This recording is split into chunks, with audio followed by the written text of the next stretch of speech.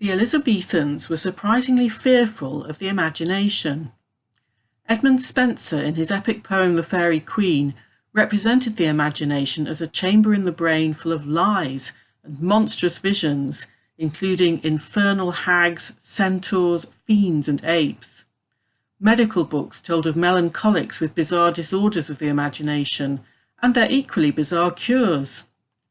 One patient, who believed that his nose was as long as an elephant's trunk, was cured when his doctors somehow inserted a long sausage into his nose, then with a razor finely cut away the nose which in imagination that party afore thought himself to have.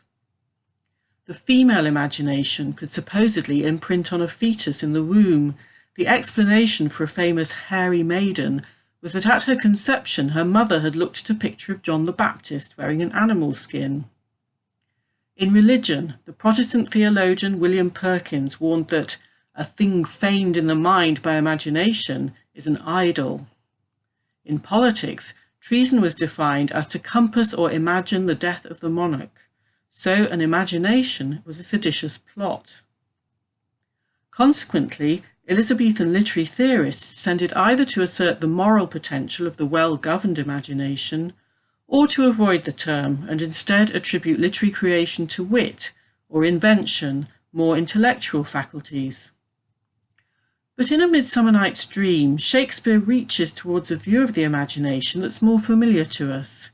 He writes that the poet's eye in a fine frenzy rolling doth glance from heaven to earth, from earth to heaven, and as imagination bodies forth the forms of things unknown, the poet's pen turns them to shapes and gives to airy nothing a local habitation and a name.